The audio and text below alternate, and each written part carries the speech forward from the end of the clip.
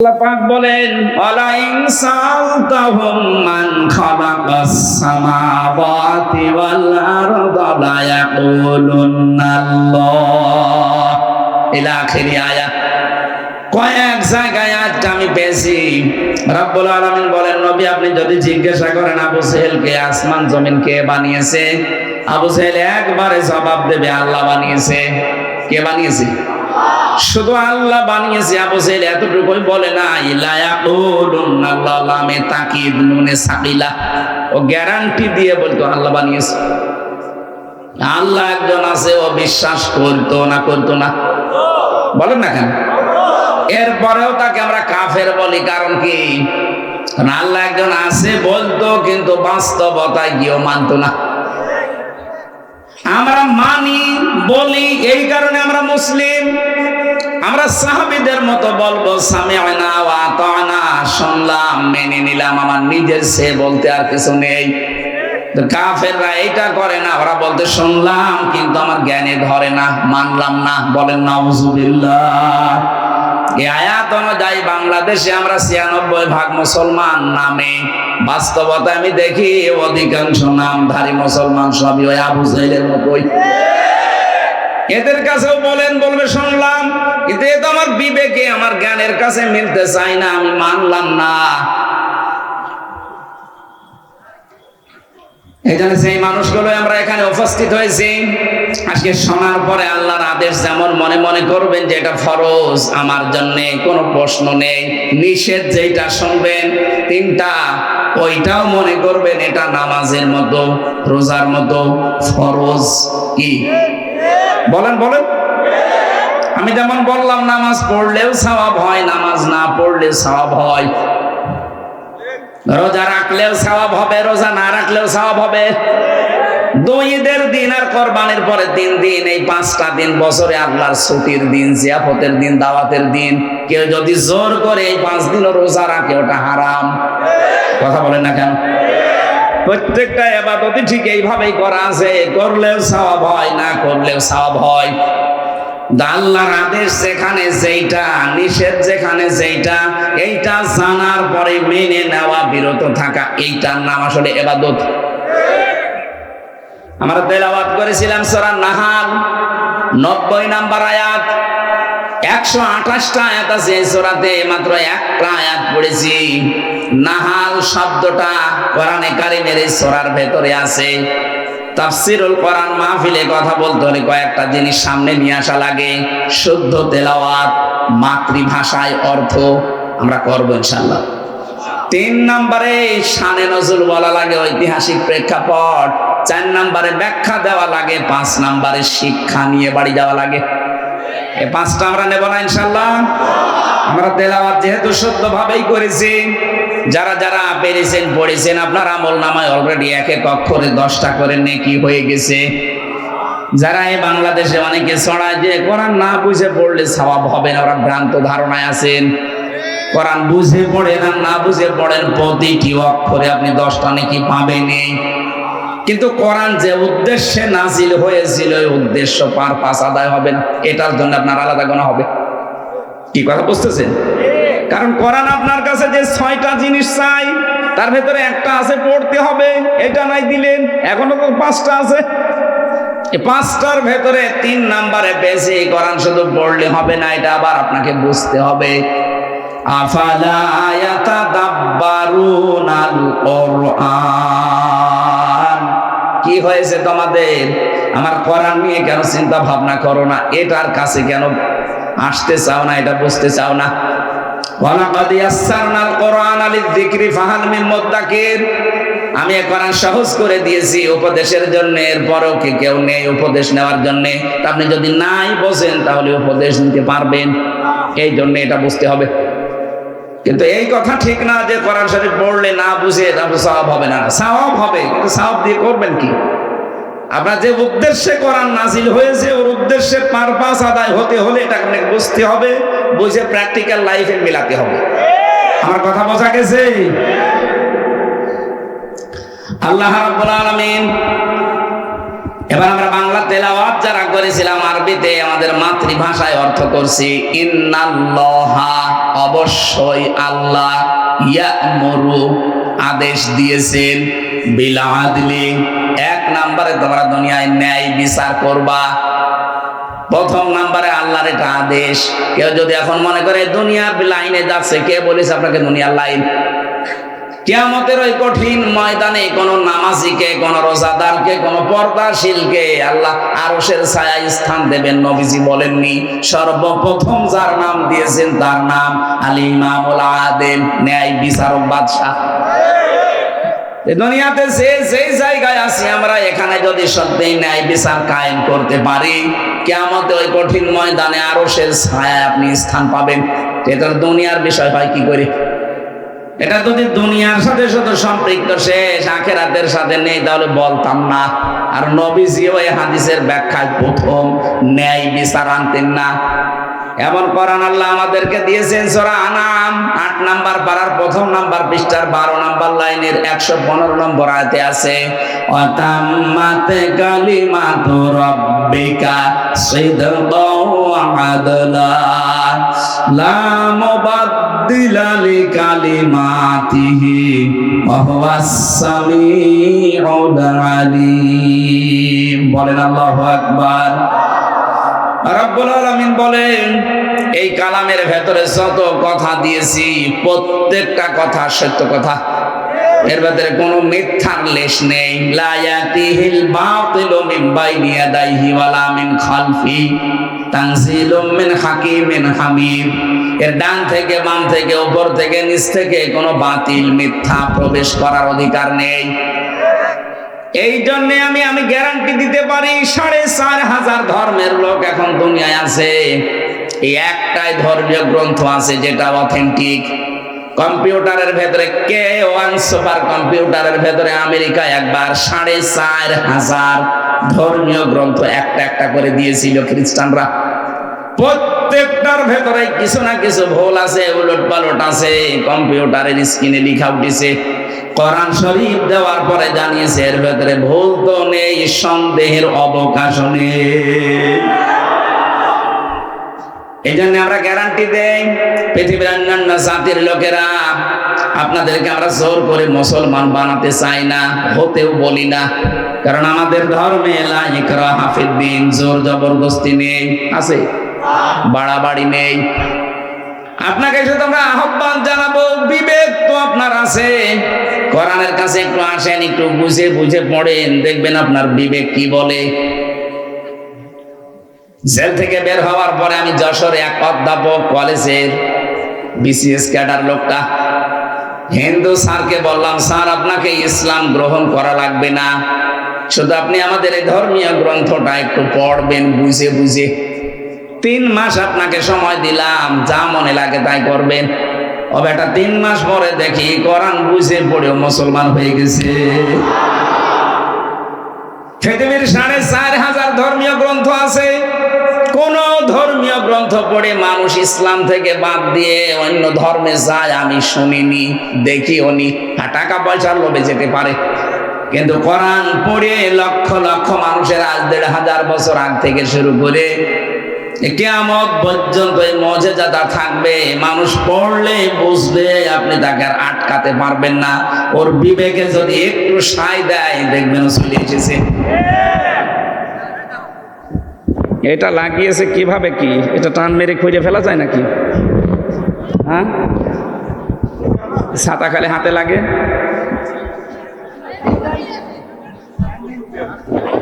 না না, এই জায়গায়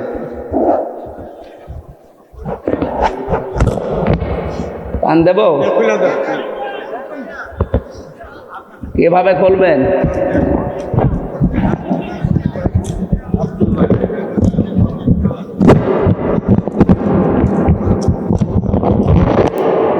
হারটা আপনার স্ত্রী ওনারে দিয়ে। সুবহানাল্লাহ আলহামদুলিল্লাহ লা ইলাহা ইল্লাল্লাহ, সুবহানাল্লাহ আলহামদুলিল্লাহ লা ইলাহা ইল্লাল্লাহ, লা ইলাহা ইল্লাল্লাহ মুহাম্মাদুর রাসূলুল্লাহ। সিরাজগঞ্জবাসী, আল্লাহ পাক আমাদেরকে প্রথম যে কোরআনে কারিমের বর্ণনা দিলেন, প্রথমে এর ভেতরে যা আছে সব সত্য কথা। কি কথা? 2 নম্বরের ভেতরে যা আছে সব ইনসাফপূর্ণ কথা। 3 নম্বরে কিয়ামত পর্যন্ত কোরআনের কোনো কথা রদ বদল হবে না, পাল্টাবে না। জোরে বলেন আল্লাহু আকবার। এই যে সূর্যের দিকে তাকিয়ে লা মুবাদদিলা লিকালিমাতিহি, এর দিকে তাকিয়ে একটা লোক দেখলাম মুসলমান হয়ে গেছে, খ্রিস্টান। এই লোকটা কোরআনে কারিমের সূরা ইয়াসিন যখন পড়ে, লাশামসু ইয়ামবাগি লাহা আন তুদরিকাল কমারা ওয়ালাল লাইলু সাবিকুন নাহার ওয়া কুল্লুম ফি ফালাকি ইয়াসবাহুন। আল্লাহ পাক বলেন, সূর্য যেখানে যার যে কক্ষপথ আছে, চন্দ্রের যে কক্ষপথ আছে, ঠিক ওই পথে চলাফেরা করছে। আজ পর্যন্ত তৈরি হওয়ার পর থেকে কেউ কারো সাথে ধাক্কা মারে নাই। শুধু কিয়ামত যেদিন হবে ওই দিন ধাক্কা মারবে। আকুল্লুম ফি ফালাকি ইয়াসবাহুন, শুধু চন্দ্র সূর্য না, যত কিছু বানিয়েছি গ্রহ উপগ্রহ প্রত্যেকেই তার নিজ কক্ষপথে চলে।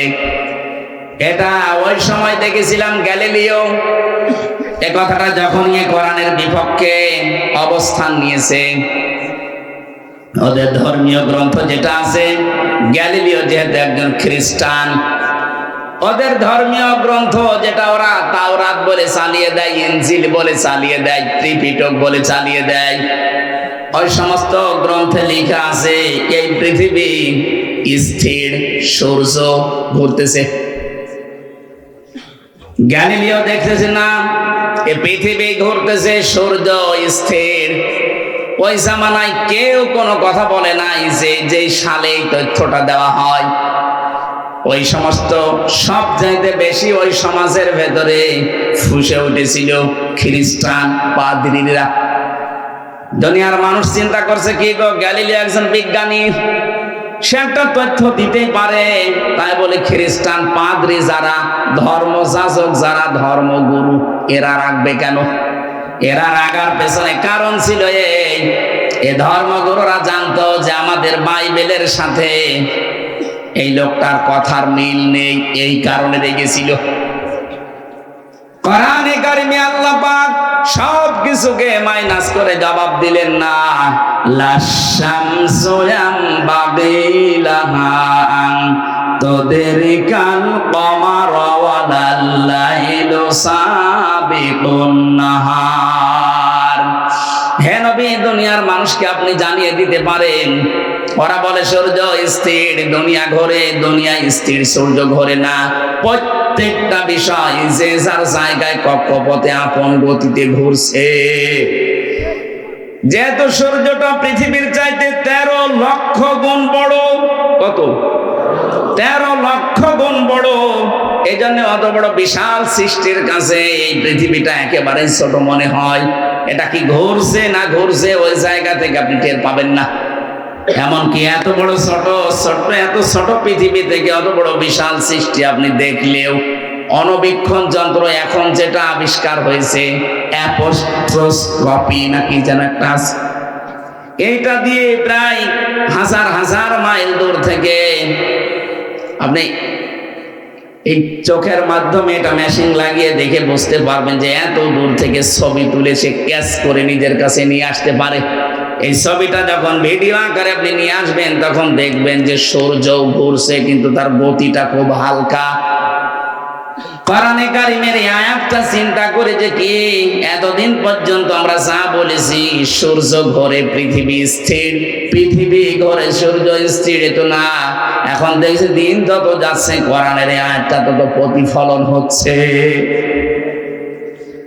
আল্লাহ পাক বলেন, সানুরিহিম আয়াতিনা ফিল আফাকি, আমি অতি শীঘ্রই তোদেরকে দেখাবো আমার আয়াত।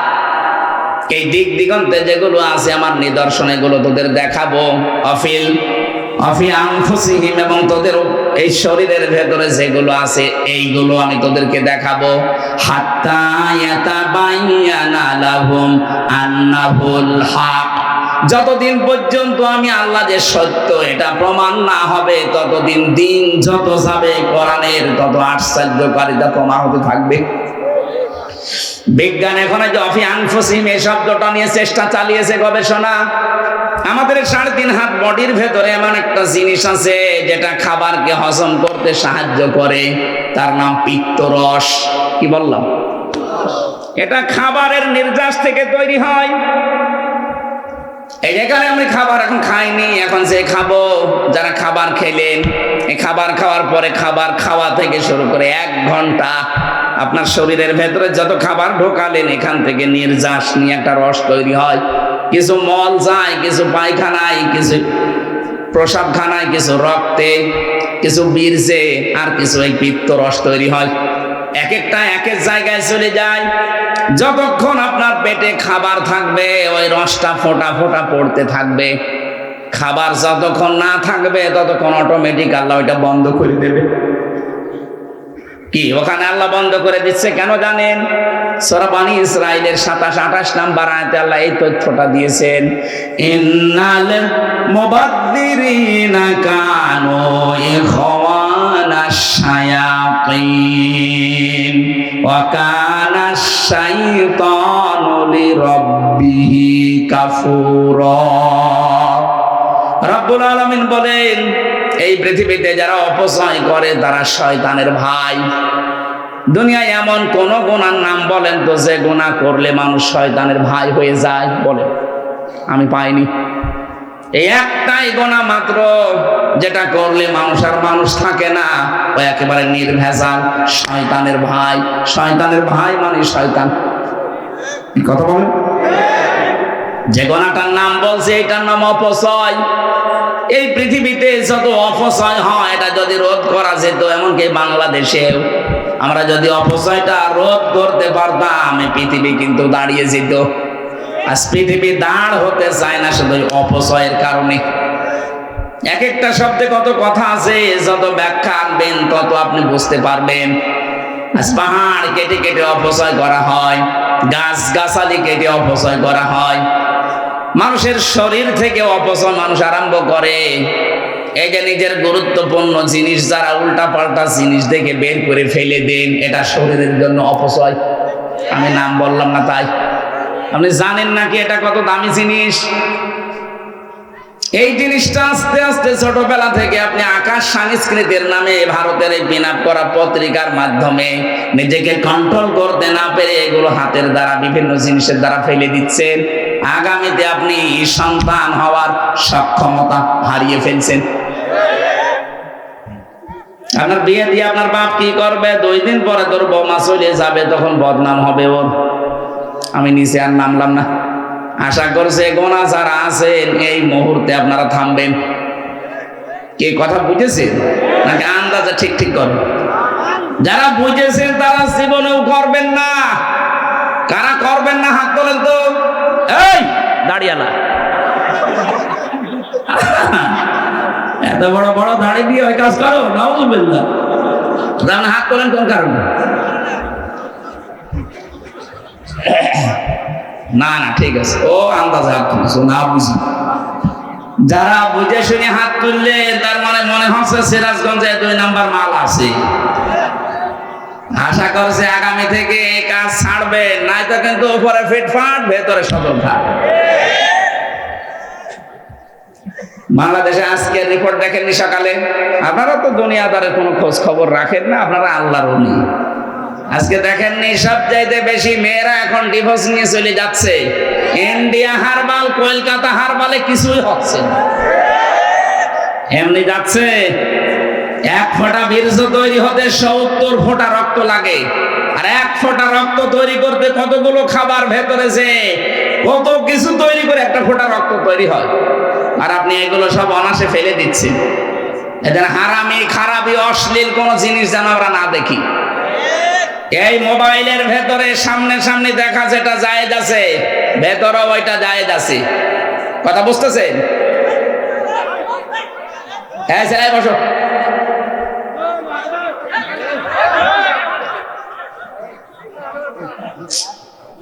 তো ঝামেলা দেখছে, মাহফিলে এগুলো বন্ধ করে দিতে হবে, সামনে থেকে একেবারে সব বন্ধ করে দেবে।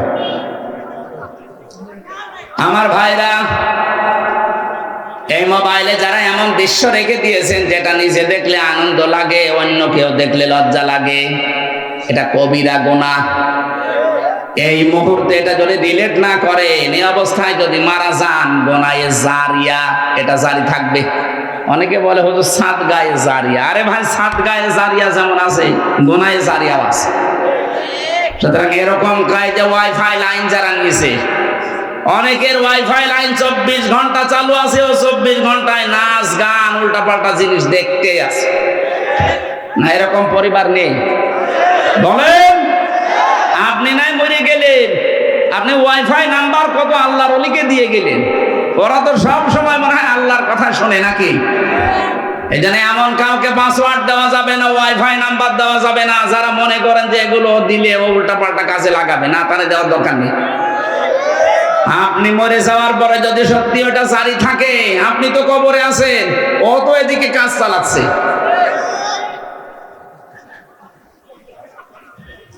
যতদিন পর্যন্ত ও দেখবে উলঙ্গ অর্ধ উলঙ্গ সিনেমা নাটক হবে, থিয়েটার, ও আবার কাউকে দেবে সে দেখবে, ও আবার কাউকে দেবে সে দেখবে, কিয়ামত পর্যন্ত যদি চলতে থাকে, তো কিয়ামত পর্যন্ত আপনার শাস্তি দ্বিগুণ হতে থাকবে। এরকম কাজে যারা আছেন থামা যাবে না ইনশাআল্লাহ। আমার ভাইরা, অপচয় যেন রোধ করা লাগবে আমাদের, পরিবার থেকে শুরু করে একেবারে সারা জীবনের যে আন্তর্জাতিক আছে জীবন, প্রত্যেকটি জায়গায় অপচয় যেন না হয়। কত মানুষকে দেখি ভাব দেখাতে গিয়ে যে টিস্যু একটা নিলেই হয়ে যায়, 3-4টি নেই একসাথে, কোনো কাজ নেই, আন্দাজে 3-4টে 5টা নিয়ে মুখ মুছে ফেলে দেয়। আরে শয়তান, তো একটা হলে হয়ে যেত, তুই কি করতে 4টা বেশি নিয়ে নষ্ট করলি, এটা অপচয়। কারণ টিস্যুর কথা বললেন, এরকম প্রত্যেকটি জায়গায় আপনাকে হিসাব করা লাগবে। কথা বলেন না কেন? আমি বাইরের দেশগুলোতে গিয়ে দেখেছি, বিশেষ করে মুসলিম দেশ, আমি আকিজ গ্রুপে থাকার কারণে ওদের বহু দেশে আমার যাওয়ার সুযোগ আল্লাহ করে দিয়েছে। একটা ভিসা লাগালে প্রায় 37টা দেশে যাওয়া যায়। এই সমস্ত জায়গায় মুসলমান দেশগুলোতে যে দেখলাম যত অপচয় হয়, যদি সত্যি আমরা রোধ করতে পারতাম, বিশ্বের যত গরিব দেশ আছে ওই অপচয়ের দিয়েই চলতে পারতো। এত বড় বিশাল একটা দম্বা সবাই করে মাত্র 2 জন, কতটুকু খেতে পারে না, 2 জন মিলে নাই 2 কেজি খেলো, নাই 5 কেজি, অথচ ওটার ওজন প্রায় 70-80-100 কেজি। এই 2 জনে 5 কেজি খেয়ে বাকিটা সব নষ্ট করে ফেলে দেয়। সম্পদ আল্লাহ দিয়েছেন বলে আপনি অপচয় করতে পারেন না। ওয়ালাইনা আযাকনাল ইনসানা মিন্না রাহমাতান ফারিহা বিহা, ওয়ালাইনা আযাকনাল ইনসানা, আল্লাহ পাক বলেন এই পৃথিবীর ময়দানে আমি যাকে সম্পদ দেই, এই সম্পদগুলো যদি উল্টা পাল্টা কোনো কাজে লাগাই, আমি কিন্তু ওই মানুষটাকে ওই পাপের শাস্তি দুনিয়ায় দিয়ে তারপরে মরণ দেই। এজন্য সম্পদ আপনার ছিল না, আপনি অপরাধ করতে পারেন নাই। সম্পদ এখন মালিক বানিয়েছে, বিভিন্ন জিনিস আল্লাহ আপনাকে দিয়েছে, এইটাকে কাজে লাগিয়ে এর উপরে ভর করে যদি কোনো হারামি খারাপি কাজে যান, এটা আল্লাহর সাথে নাফরমানির চরম পর্যায়। আর এইটাই বাংলাদেশে অনেক বেশি হচ্ছিল এই 15.5 বছরে।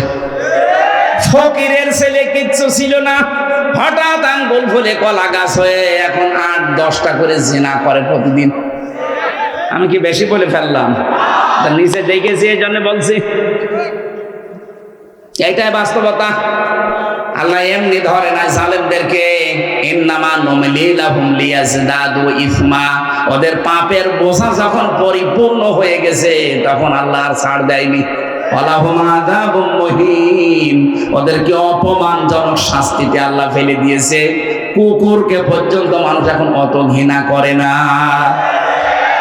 একজন বিচারপতি সুপ্রিম কোর্টের, এই যে কালা মানিক, কি অপমান আল্লাহ করেছে দেখেছেন? কলার পাতায় শুয়েছে, ওর বিসিও উড়ে গেছে।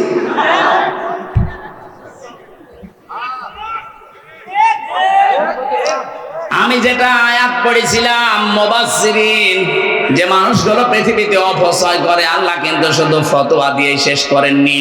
আল্লাহ বলেন আমি যেটা বলি ওইটা বাস্তবে করে দেখাই। এজন্য তোদের শরীরের ভেতরেও যা অর্গান দিয়েছি, যত যন্ত্রপাতি দিয়েছি, একটা অপচয় আমি করি না। এত বড় কঠিন জিনিসকে খাবার থাকলে পড়বে, খাবার না থাকলে অটোমেটিক বন্ধ হয়ে যাবে। আমি যে অপচয়কারী না, এটা তার প্রমাণ। এই প্রমাণগুলো মানুষ যখন দেখবে তাদের ঈমান যেন বেড়ে যায়। এই জন্য কোরআনে কারিমের এই বর্ণনার সাথে যখন মিলে যায়, যার সাথে যে মেলে আমি দেখেছি, এই যে টনি বেলোয়ারের শালিকা লরেন বুথ, এই মহিলা ইরানের তেহরান বিমানবন্দরে এসেছিল কোরআনে ভুল ধরবে।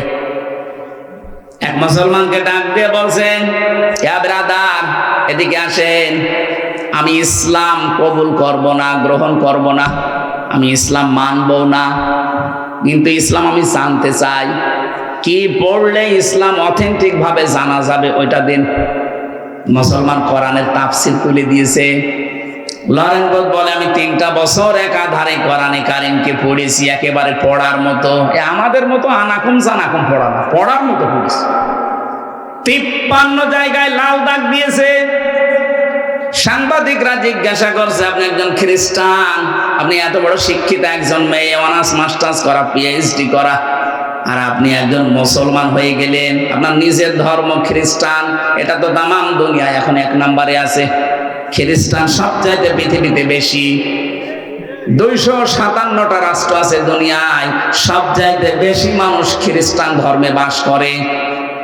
তারপরে আমরা 200 কোটি, আর ওরা 250 কোটি। লরেন বুথ বলেছে, সাংবাদিক ভাইরা, আমি কিন্তু কোরআনে ভুল ধরার জন্যই আমেরিকা থেকে এসেছিলাম।